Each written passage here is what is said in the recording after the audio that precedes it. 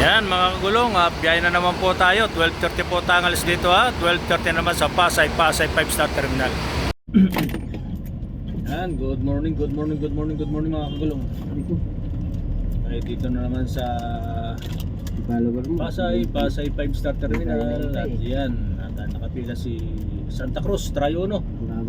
Yan yun na sinusundan natin araw-araw. Sasakay din pala. Si Trayono. Ay hindi pala, Santa Cruz lang pero iba-ibang number, iba-iba. Kahapon, Trayo 3 eh. Yan. At least Trayo. Ngayon, Trayono naman ang kumuha ng oras. Ayan, at si Itupor, pangalawa na yan. Yung San Fabian na yan, pangalawa na, Itupor. At yun, si 3404. May por lagi. Bas na magkakasunuran. At ibaba ko muna to. Grabe, kung kahapon, hindi ko na ubus tubig lang trip lalo mag...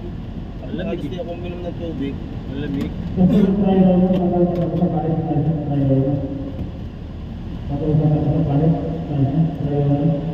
Si 3404. Lagi din magkabuntutan yan araw-araw. Tinawag na nga si Trayo 1. Pero meron pa tayong natitirang ilang minuto. Ayan. May punta sila sa Trayo 1. Bayad lang po, sabi niya. Mamadali. Mayroon kong kasama pasayro at mamadali. Lalo sa ating biyahe, mayroon pang nagmamadali ang mga pasayro, mga kagulong. Yan, balisa nga si Trayo.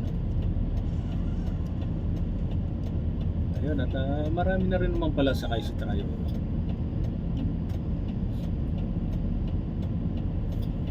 Friday ngayon, Friday.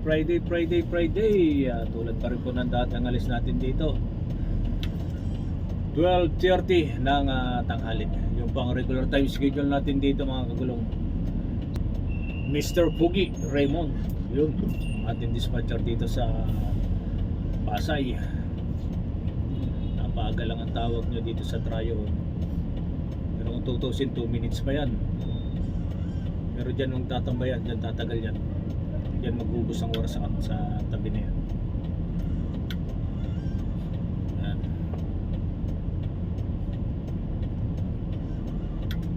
Magubos pa yan ang oras dyan. Atras. Para tayo naman ang pipisto dun sa kanyang inalisan.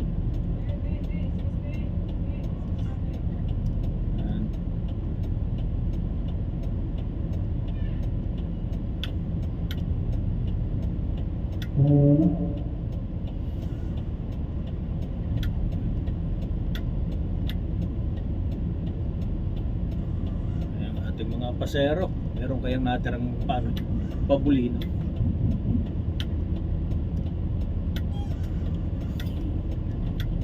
Pabulino kayang natira, parang walang sumusunod eh.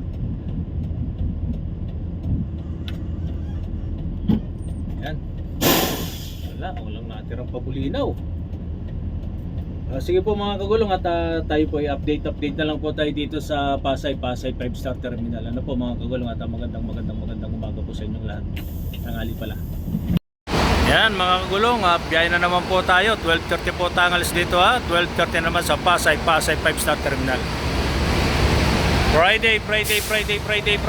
Ayan po ang ating update dito sa Pasay Friday. Ang oras 12:09 ng tanghali. Ayan. Sige po, update na lang po mga kagulat. Magandang umaga po sa inyong lahat.